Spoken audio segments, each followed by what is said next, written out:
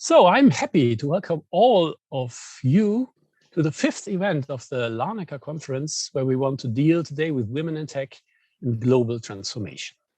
Before we dive into today's topic and present our panelists to you, I would like to give a short introduction to the Larnaca Conferences itself.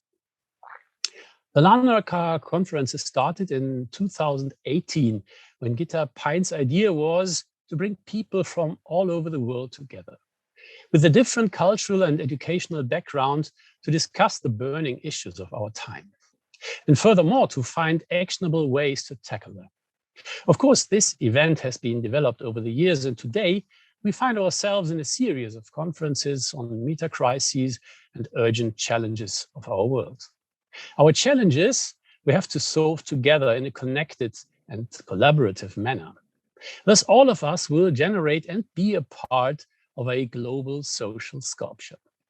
This term dates back to Joseph Beuys, a former German artist, and means that we will create and shape society together. To support this idea and support you, the panelists, and all our participants in building this social sculpture, we prepared a Padlet, where we invite each of you to place a short description of yourself and your possible contribution to our topics. So if you want to take a photo of the QR code or just take the URL, and I think you may find it on the link we sent you in advance on the conference. You may open this Padlet and see how it works. Just click on the plus at the right bottom and enter whatever you want. You can enter an image, you can enter some text about you.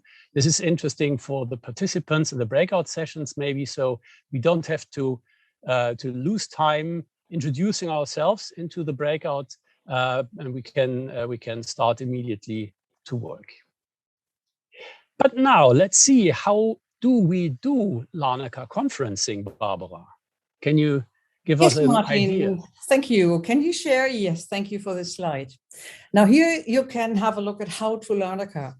And most of you know, before we meet here in this panel, there was a keynote interview in this Larnaca day. It was with Sunny on women, tech and globalization. And this keynote was prior to the session, and you could see it on YouTube. Now we are in the second one, in the panel, where all the panelists can share their point of view regarding the keynote. And at the same time, there is an audience chat opened, and this chat will be facilitated as well, and they collect questions and statements concerning the topic. And after this first hour, we go into the backstage because we want to involve the audience as well.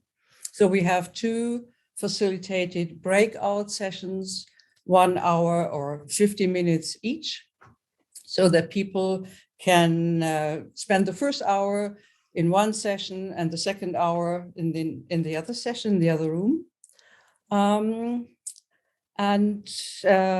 After, and this is also, oh yeah, whenever you feel, you need a break, a coffee break, or you need a space, a time out, there is a gathering in Wonder Me. And you find the link also in the backstage.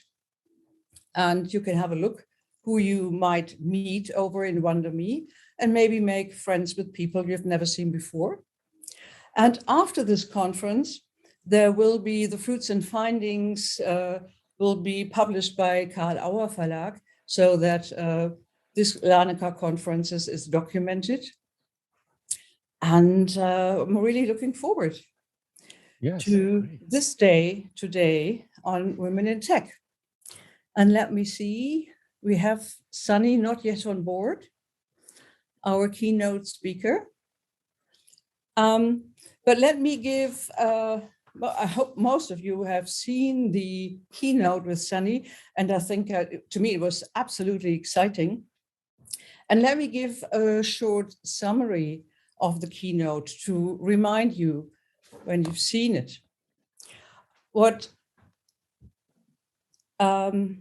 what Sunny is saying is that her research tells her that women are more prone to bridge the gap between technology and the real world issues.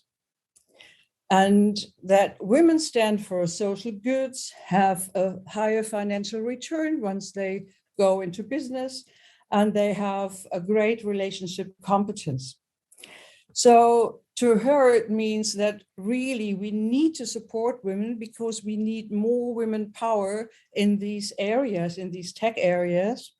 And so she had developed the Z Lab. And what she said, maybe you remember it, she said it's like a greenhouse for startups. And it's like a greenhouse because it enables startups to find out what it really takes for a successful company to succeed and flow. And because it needs as well mental as social support and not just financial support. And this is really her mission, and that's what she's burning for.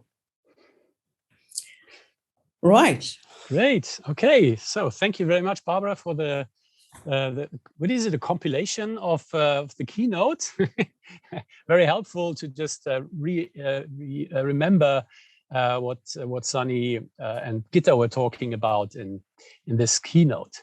And before we now start to invite the panelists to give their point of view or statement on the keynote, I would like to have a short glimpse on the possibility to donate to FORMWELT, as FORMWELT is developing their product FORMWELT Online. We need some money to do this, and it might be very, very helpful if you would spend some money you find in one or two corners in your flat or wherever to help us to solving this. Great. So now we will get into the panelists, the statements of the panelists, and I would love to invite Gitta to start with it. And before she does, I would give you a short introduction to Gitta. Gitta is an economist and founder and director of the FORMWELT Institute. She is initiator of the Larnaca-Conferences. She's co-inventor of FORMWELT and Weltform, systems researcher and cyberneticist. Gitta loves marzipan and swimming, and she can talk for hours about language, clarity, and complexity management until all listeners' thinking marbles are smoking properly from all the spinning. So I'm looking forward to the spinning of my marble when now, Gitta, it's up to you to start with a discussion. Thank you, Martin. Also from me, a warm welcome to everybody, and 1,000 thanks for participating in the Larnaca-Conferences and building with us a global social sculpture. Last week, we created our first project from the Mass Migration Conference, and next week we will start building a campaign to support children in an orphanage in Kenya. Their food prices have skyrocketed. The kids are hungry, and they also need tablets to get a good education, along with a US-based online school. In time, we will support these kids with FORMWELT Online for a systemic foundation and global connectedness. If you want to support this, you're very welcome, as Martin said, to make a massive donation at our PayPal account published in the chat at the end of these presentations, or when you have copied the link right now when Martin presented it, you are very welcome. This new project made me, and of course the whole FORMWELT and Larnaca-Conferences team, excited, because this is exactly what we had in mind, that through joint meetings, socially sustainable grassroots and other programs can be developed, and we can jointly help where help is needed or where we think we can do something great. What excited me so much about Sunny's keynote was this simple, sustainable thinking, which encourages women to say what they need and to offer them social support without the whole thing immediately curdling into ideology. This is exactly the kind of project that the world needs more of. And I think we should also think about how we can help to build something like this locally and everywhere. What always drives me about successful and transformative women are, of course, first and foremost, personal experiences. In my long years of door-to-door canvassing, I have written thousands of emails, did so many phone calls that I lost track. And of course, I went from one disappointment to another. Then I had the idea to write the same number of emails one time with my name and another time with Ralf's, my husband's name. And lo and behold, the difference was significant. We had consciously decided, for reasons of competence, that I should be the public face of our research. But for this decision, we paid the price of years of disappointment.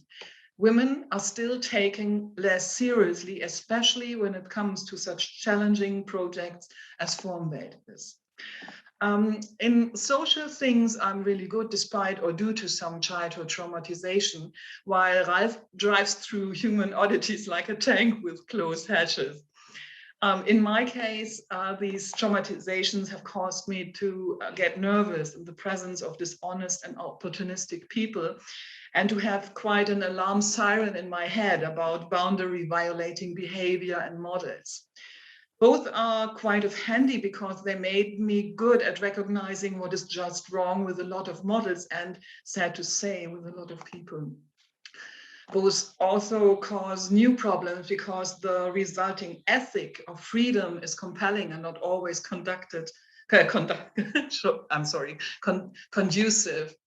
to the wallet. But I always managed to keep my head over water, even when along the way friends scolded with me that my sometimes really loud holding on to my principles is not always helpful when it comes to find people with money to support the project. But I then boldly thought about Gandhi, who once said, "My friends are always criticizing me for what it costs them to keep me in poverty." I find it remarkable what has happened in the last 20 years in terms of women's rights. While on the one hand, more and more countries are moving towards taking the women's quota seriously, and many people who help out in poorer countries have realized that it is women who make the difference economically, many women are worse off than ever, especially in poor and Islamist fundamentalist countries. At the same time, it is encouraging that many women in Afghanistan and other countries on this beautiful planet have not forgotten who they are: strong, brave, smart, and born free, while they are denied fundamental freedom rights, treated like children or worse, where they are beaten by their husbands, their fathers, even brothers and sons in the name of God or a crooked system. Here in Germany, I observed that indirect misogyny is lived out by both men and, unfortunately, women. Be it that we women have to experience that we can only afford critical, rational analysis in the tone, if the tone remains friendly and social, be it that we have to see again and again that men are preferred for the same ideas we have, often even much more sloppily elaborated.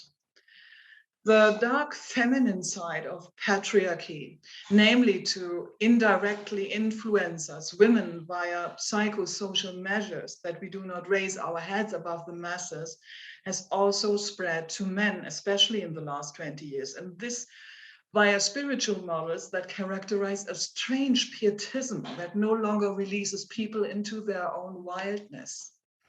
It is then very refreshing to see what Sunny and her team are building up, who, without any histrionic empathy posturing that only puts new shackles on people and unfortunately honors women in particular, have uncompromisingly discarded any form of indirect or direct power play and are committed to each other as an open community, and they are economically quite successful at that.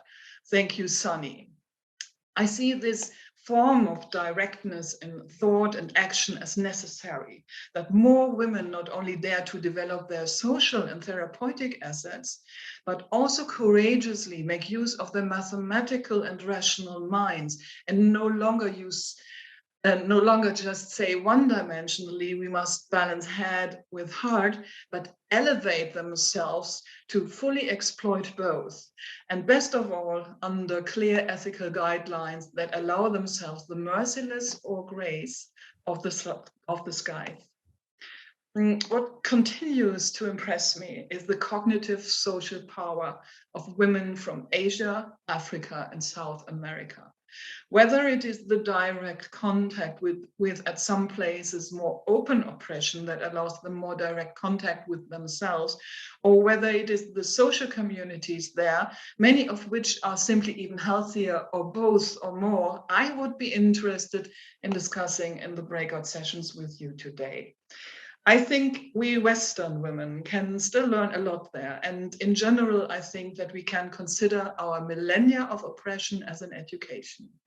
We have learned something here about humanity and leadership that we can use and should teach. In the first few months of Corona in particular, the world's female leaders have shown that they are simply better at dealing with crises. And that, ladies and gentlemen, is what I call a hopeful beginning. Thank you so much. Thank you, Gitta. And now I am quite excited, and I have the honor and proud to present Professor Karambu Ringera. Did I spell this right? Okay. And when I read about you, I thought you are a chakaruna. This is in Andean language, the term for bridge builder. Building bridges. And you are a bridge builder between the two worlds, the US and Kenya.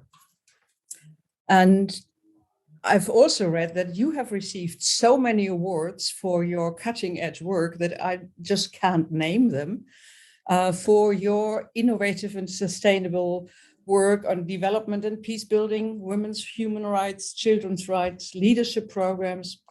And you live now in Kenya, in Meru, and engage in real grassroots projects. And again, you are a bridge builder between academia and the real life issues. And we are curious to hear your statement on the topic.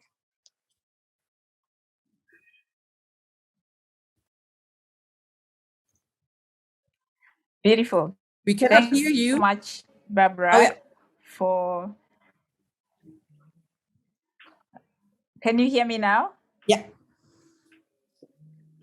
Can you hear me now? Yes. Everything's fine now. Oh, great. My name is Prof. Karambu, as you have heard, and I would like to say, Martin or Barbara, if my internet kind of fluctuates, just show me so that I can go slow. First, let me show you what's really fast. And I work in Kenya. And I am the founder and president of International Peace Initiatives and the Tree Foundation. And in our work, I have worked with women, very vulnerable women, living with HIV and AIDS. And I started working with them at a time when there was a lot of discrimination and stigmatization. And finishing my doctoral studies and choosing to come back home and work with them, I had to think very hard what kind of person I wanted to be with the women who were struggling with not only the illness, but also a patriarchal system that really works to keep women down. I've just been to an event where two siblings are graduating, the son with a bachelor's degree in computer, and the sister with a bachelor's degree in human resource management. But in addition to her journey with a degree, she got 3 kids. She got a triplet. And she has had to manage the 3 kids as she went through her education journey. And everybody, most of the people were just praising the male child for getting a degree in computer science. And I was thinking, they are the same, because this girl has had to hustle raising 3 babies and she earned a degree. And her brother was living in the mother's house, all taken care of. And then he got this degree. And it got me thinking, just as I was thinking about this presentation. And I also remembered of a group that I was on that was linking women from different so-called developing countries through technology. And the women were doing such amazing things, connecting with each other, sharing ideas, and solving problems that were facing women from across continents. And so I felt that if we work with technology, not in the same approach that we have used in, for example, so-called development, where it is only led by an expert who comes to study an environment and goes and creates a solution. This women's network I was on gave the women the tools and educated them, gave them the information that they needed on how to work with the tools to focus on issues that they were facing on the ground where they were. So they were the experts. And together in that circle of sharing ideas across continents, amazing solutions were shared. And so that is what gave me the insights about starting international peace initiatives and really thinking through what now I have come to call a regenerative approach, systems thinking approach to solving solutions. And I'll just share, because it's a long process that we've gone through, but I'll just share what some of the steps have been, because I said I work with very, very vulnerable groups of women, and patriarchy hasn't helped in programming us and conditioning us to think about ourselves as women in certain ways. And so the first step was understanding, knowing who we are, naming ourselves, not according to the systems that have marked and named us, but according to who we know we are as women and what we're capable of doing. The second step is about understanding the systems and how they have conditioned us to think about ourselves in certain ways that have limited us as women from achieving our goals and our dreams in life. And I'm telling you, I was working with women who thought they were dying any minute. Because the next thing that I did is to start a children's home, to start holding a space for the women to know if when they died, their children wouldn't go to the streets. But the story of the children is another story altogether.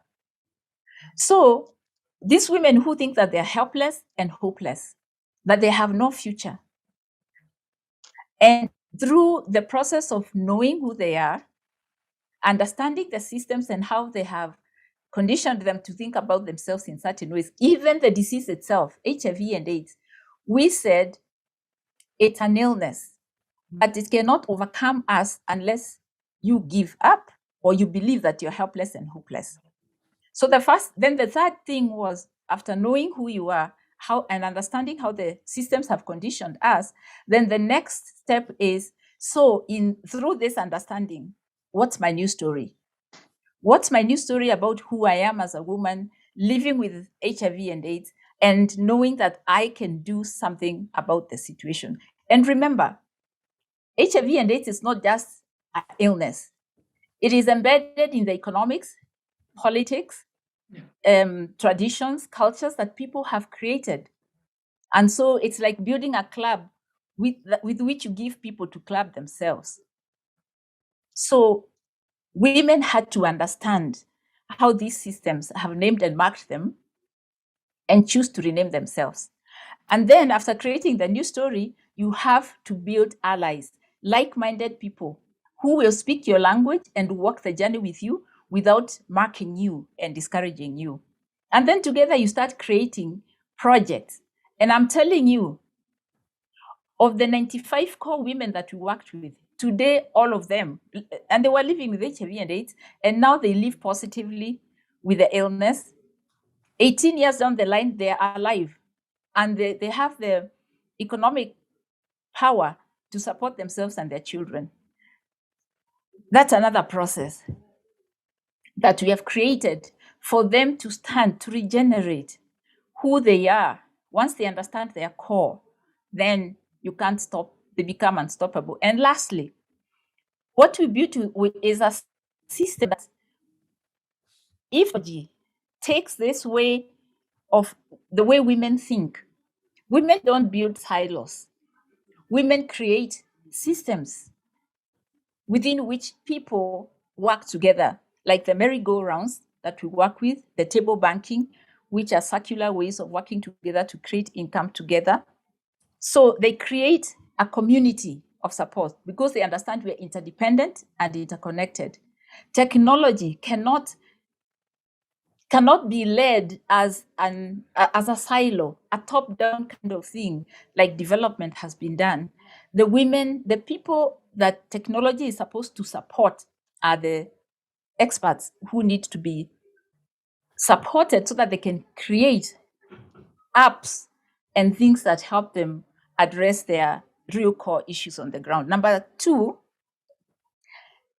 women create systems that ripple out. They don't just focus on one point. So if you're educating a child, it touches on all the contexts within which that child is developing. For us, as educating orphans, it is the home system, the faith system, the school system, and all those things. It's not just the child goes to school, we pay school fees. It is, how do we support the whole system so that that child remains in school? Then we built teams so that women work together because we are an Ubuntu mindset kind of people. We work together because we know I am because you are, and because you are, I am. That is Ubuntu. And lastly, it's a process. It's not a one-day event. It takes perseverance, persistence, proaction, and presence.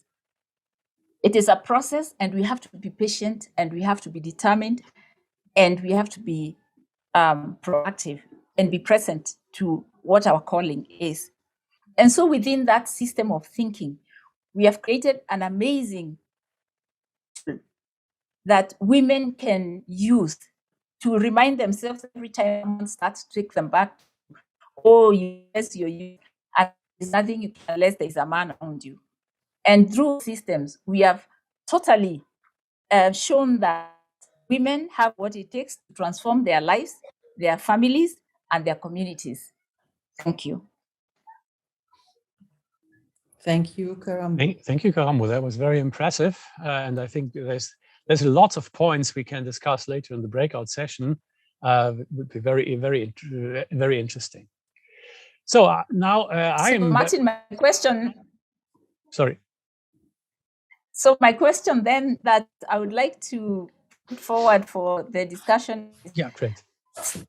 What role in creating systems that enhance rather than hinder women to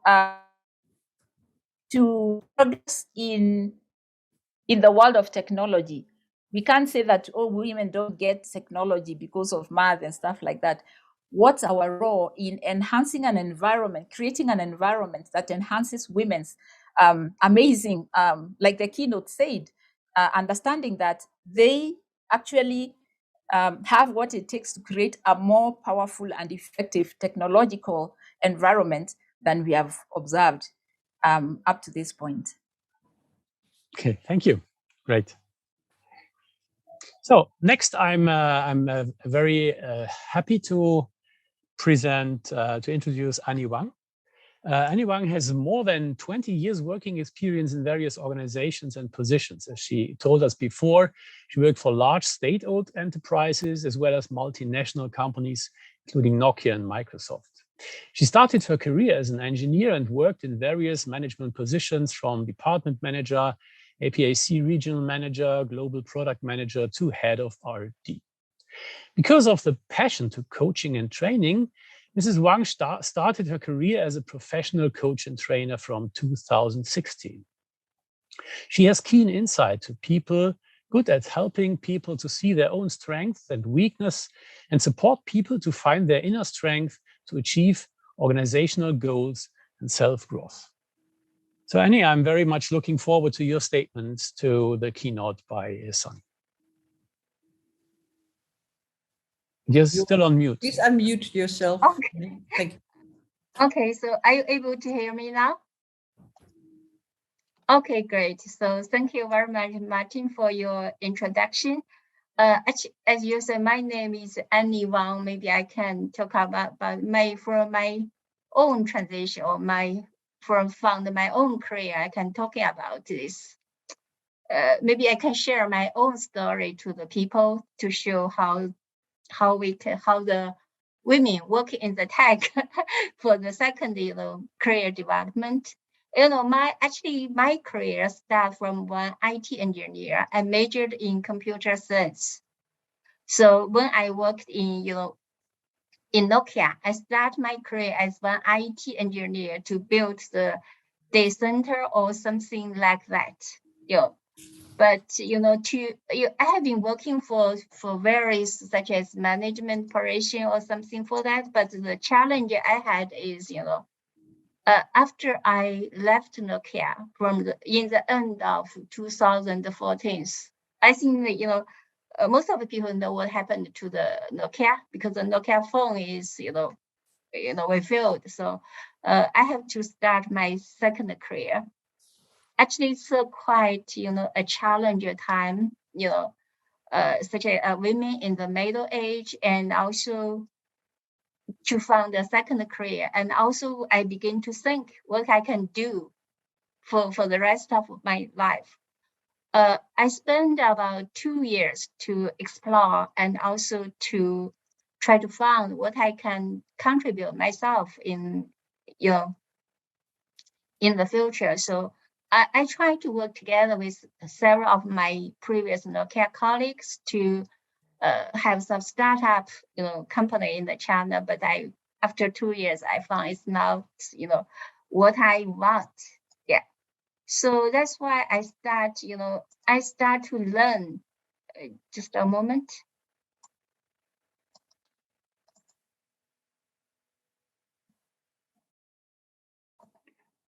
Yeah. Actually, I started to learn the coach, from 2017. And now as Martin said, I'm a full-time organizational coach in one of the organizational coaching platform in China. And my main responsibility, my main work now is to provide the coaching service to the companies. Actually, most of my clients are from the local company. The local company in China, they really development very, very fast. They can grow in such as more than 10,000 people in 1 year. It's quite amazing. So that's also, I suppose, lots of, female leaders or managers in the local company, also in the high-tech company. So for my own transition, story, I can say now we are talking about the women in tech and the transition. So nowadays in China, I think most of the high-tech companies is very quite useful, such as for the famous company in the Alibaba, they have about 215,000 employees, but the average employee age is around 31. Several years it's 28. So I think lots of people, they are facing the pressure to consider about their second career when they are in the age 35. yeah, that's, lots of pressure. But from my own, career transition story or something, I would like to say, even they are still quite challenging in the middle age, women or even for the guys, same, to find the second career path. But if you like to try there, currently there are more chance for the women. Nowadays, it means it's more open for the women, such as you can choose to be a full-time housewife to take care of your family and also the kids. Also, you can working as a freelancer, as a coach, as me. And also, I can see nowadays lots of women begin to start their own business in the China. And also they can choose to working for the company as an employer. So that's why I think even now look, from my point of view, there are more chance. Yeah. Also from the client or I supported, and also the friends around me, I found more and more female leaders, they have achieved the senior position in the company. Looks like the glass ceilings of female, career is being broken, and some women choose to start their own business in China. But also on the same time, they have to work more harder. Such as I know some of my friends, they work, they call it, 6 days, and also from 9 p.m. to 9 a.m. to 9 p.m. a week. Yeah, it's quite hard workload to achieve more, and they have to pay more. That's really hard time for them for the work-life balance. Yeah, that's I think what I know around me. And also, in China we have a official, a government organization called the China Women's Federation. Yeah, I know they initiate some activities, her power, embrace her time to help the woman. Also is to, I think is to somehow to demonstrate the women, how they can play important role in China for the China economic and social development. So I think, if we can see some data from that. So let me see the data just a moment. Such as take the Zhejiang province in China as an example. Let me check it just. Yeah, there are more ladies or more women, such as for the Zhejiang province, there's a number of market entities funded by women has reached 1.6 million. And it accounting for 28 of the province's total. This is quite amazing, amazing numbers, amazing figures, Also, there are, in China, there are some, it's quite big. There are some countryside, they are in the mountainous areas in the countryside in China, and the traffic is not convenient, people are very poor there. But also these women, they have the, a pair of skillful hands. They also have a passion for life and a positive heart. But somehow previously they are limited by the living environment, and most of them have no economic foundation. But nowadays, I think the government also, as I said, have put more more work on this.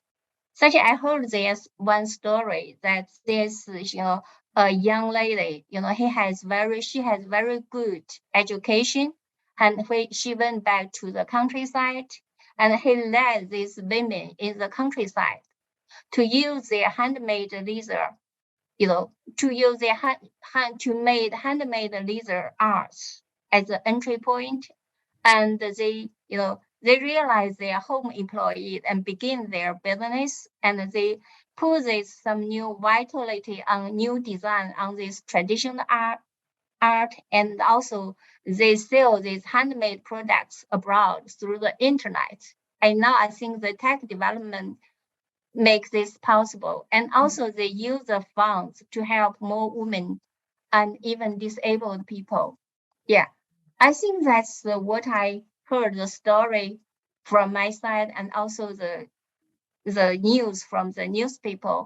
I think even it's quite challenging time because of this epidemic time or something, but I think something still happen to works, more positively. Yeah, that's what I heard in China. Yeah. So thank you very much, Annie. I think this is going to be a very, very interesting breakout session, and we will actually we could take hours to discuss all these aspects we have learned about now. So, but before we do this, next I would like to introduce Yonah Welker to you. And Yonah has been working on the intersection of tech and society since 2005, when he has become a tech explorer and launched a hardware think tank.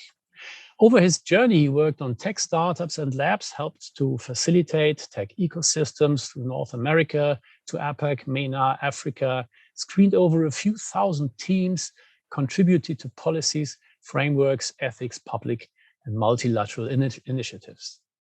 His current mission is to reshape the future of technology, algorithmic diversity and accessibility, specifically in aspects of ability, neurodiversity, gender, women, youth. In 2020-21, he has spent over 60 world appearances to bring awareness to the neurodiversity, ability exclusion crisis, ethics, and the role of a social AI, robotics, and tech. So I'm not daring to ask you, Yonah, where you are right now after these 60, I don't know, places where you used to work. And I'm looking very much forward to your statement to Sunny's keynote. Yes. First of all, I had an amazing opportunity to work with Sunny in Women in AI with Year. So my comment will continue with collaboration, because just after working with Women in AI in the United States, I'm currently working on Women in AI APAC. And basically, I have several comments and statements. First of all, one of the lessons working on women-driven projects in different areas and regions, I learned that our goal is to bring the technology created not just for women, but by women, because it helps us to bring completely new topics, type of technology, products, design thinking, which never be covered before. For instance, our last hackathon, which was driven by Women in AI and was designed by me, drove such topics as autoimmune disorders, climate change, mental health. And I've seen these topics in different parts of the world. Then I work with hackathons in the Middle East, now in APAC. So I see how not just underrepresented communities, but underrepresented women drive the topics which never been covered before and help us to foil this movement. Because for me, my core work is neurodiversity. Unfortunately, it's a very underrepresented field. Until 2019, we had no financial support, and only now we have a support. And surprisingly, actually, a significant number of investors in this field are women, and angel investors are typically women. And one of the companies who, from our portfolio, who recently attracted funding, driven by women who has an autistic daughter. So in most cases, they care, and what's actually Sunny mentioned in her talk, they connect social challenges, social problems, using social emotional intelligence, using empathy in order to connect the dots and drive this technology. But more importantly, that women in the ecosystem also drive a representation to AI in data science. Until today, we had around 50% of women in data science team, which significantly affected how we spend research, for instance. But more importantly, we also actually limit particular cultures. It's very interesting, but women are very active in technology in the Middle East, because in most cases, male prefer more money-making areas like construction, finances, and women go in more academic road. And now we become a part of many scientific areas like data science, AI, robotics. So involving women, we are not only help to actually solve gender gap, but also cultural gap, because we involve more people from Asia, North Africa, and Middle East. So actually it's about cultural exchange as well.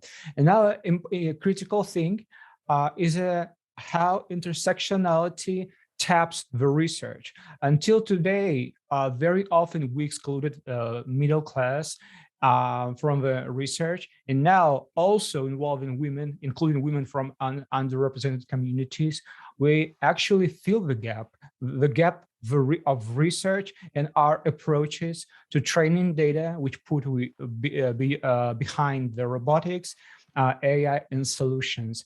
And another thing is a gender lens of technology. Unfortunately, women still actually rely on technology and the research which was done on males. For instance, in autism, in mental health, many of the VR, AI, robotics technology you see was actually research on males.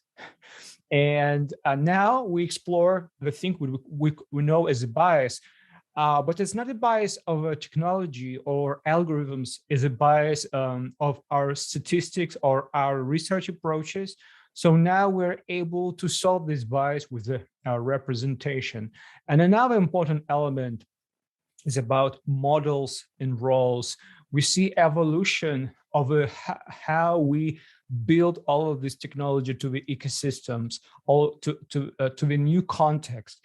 So now, for instance, we see how nurses or teachers use robotics, or how we deal with the curriculums which involve AI or automation technology or autonomous vehicles in classrooms, workplaces, nursing, surgery rooms.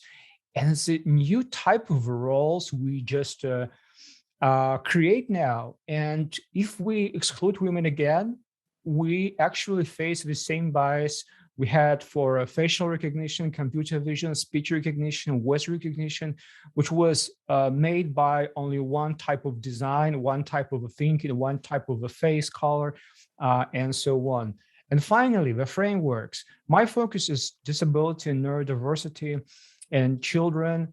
Unfortunately, since women were excluded from many technical areas, we had no frameworks which tackle a critical element is a children protection, is a disability protection. Only in 2020, UNICEF came up with a framework AI in children. Only in 2019, AI Now Institute from New York came up with the framework AI in disability. So unfortunately, we had no the rules in understanding how to design AI for particular groups. And I believe when we finally include women, but I prefer the motto zero exclusion. So we not exclude first, and after that they are presented and they create the new ecosystems, the new context, with new tools. We are able to create both technology policy, research, and frameworks around it. I would love to thank Sunny for her work. Her motto is Born Global. It's very similar to my work in Zero Exclusion. And thank you so much. It was my comment and statement.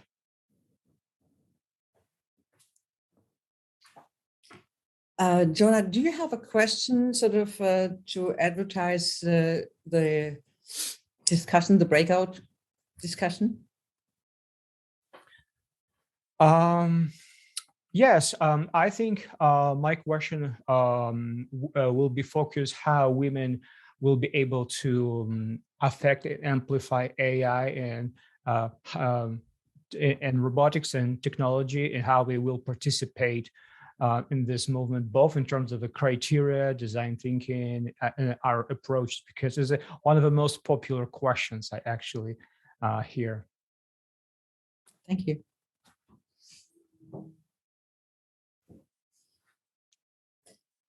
So that sounds quite intriguing to me. Yes, and I'm really, quite happy to facilitate the session where you, Yonah, and Sunny will come together to go into deeper discussion. And there she is. Hello, Sunny. Good to see you. Thank you, Gina. Thank you, everybody. I really enjoyed the panel discussion, and good to see Yonah as always, and meet all the other panelists, all amazing individuals. Gitta, congratulations for bringing everyone together. Thank you. Right, thank you. So you did listen, yes? Oh, absolutely. I was just not showing my camera because there's internet issues as I was, transporting kids from one location to another. Yeah. Speaking of real challenges of women innovators, we actually have to take care of family and a lot of community and society housekeeping work too, right? Right. Okay, I just want to give some introductory words because maybe there's somebody listening who has not seen or heard the keynote. So for you, Sunny, again, also to me, you are a bridge builder and you are award-winning educator, researcher, entrepreneur, speaker, thought leader. So many, many hats you have, you're wearing, and you're a specialist in digital marketing and social networks and international business. And you're dedicated to linking academia with business through your position as a professor at a business school and your role and founder of Z-Lab. And Z-Lab is trying to empower organizations and businesses through digital transformation and systematic integration of data and analytics and strategic planning and technical implementation for maximized return on invest. Just to give a short introduction. And when you listened to the panel, what would be your the question that you have for the breakout groups? So as you mentioned, the reason I wear so many hats, and also some people would comment like, Sunny, you're everywhere. The reason is I felt like the world is so fragmented, and that's why I love what Gitta has been working over the past 3 decades, which is to interconnect all these otherwise disconnected networks. So in the spirit of Born Global and Zero Exclusion, the key message is really, how do we all come together? So my mission is really to bridge all kinds of gaps and close all kinds of divides, and not just digital divides, but also cultural divides. And I don't think the world is lack of technology. It's really lack of, bringing the technology, and it's all about the people behind it in terms of who's developing the technology, who's identifying the problem to connect. So I guess my overarching question for everyone is, how do we do more interconnection? I guess this is also the spirit of this conference too. Amazing work done by every keynote. Every panelist. I just felt like, can we discuss about the action items moving forward? How do we support each other, and so how do we bring otherwise disconnected networks together so that it brings more accessibility? It brings not only AI for all, but technology for all, so nobody's left behind while humans are trying to get to Earth. To Mars, nobody on Earth is left behind in the new movement. So I guess this would be, my thought and my question for everybody to work on. Thank you. So that sounds great, Sunny. Thank you so much, and gives us or reminds us to maybe focus in the breakout sessions on really actionable ideas. What can we do? What can be concrete steps to start things? And of course, to connect. That's very, very important. and very valuable to do this as well. So now, before we diverge into the different breakout rooms, I would love to invite Ulrike and Sören, our two chat moderators, and Ulrike is our online expert, to join us here in this room, so you can see the face of the person who accompany and who discuss with you in the online chat. Would you please join us and switch on your camera so we can have a short glimpse on your face?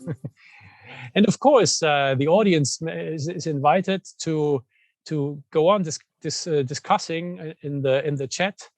But maybe Ulrike, what's happening out there in the chat? Any activities? Hot wires? Yes, hello. First of all, thank you.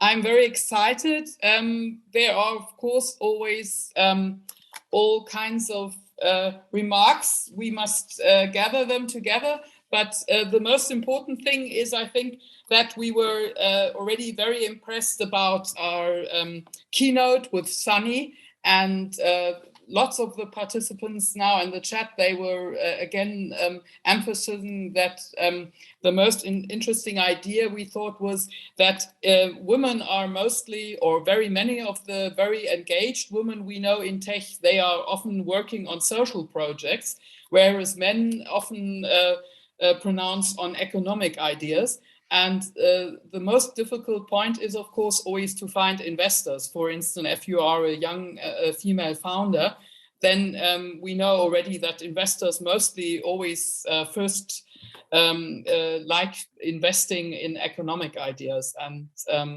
the big problem is that we have a lot of interesting and very important things globally happening in areas of climate change, in areas of social gaps between groups and discrimination, diversity aspects, and so on. And so this is, I think, a very good and important point coming out in all these wonderful panels we have heard today, that we must find ways how we can support young talents, of course, and support women who are on their way.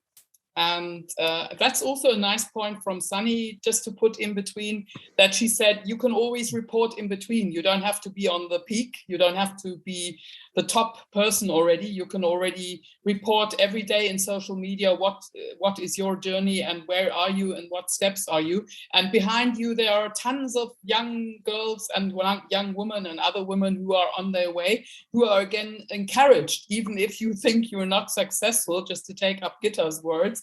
That she also said many years she didn't know if she's good enough and whatever, and everybody knows this, not only women, also men know that, but women, they know that very well. And so it's already good if we talk about it, and I think that's one thing what we are doing today. Everybody is talking about it, and I think the chat partners also thought that was a very important point, to find out and to name, of course, female founders, to show them, to introduce them, and to help them on their journey. And yeah, thank you. Well, thank you, Ulrike. That was very, very interesting. Sören, any comments on this? Sören is our chat moderator. Yeah, hi everyone.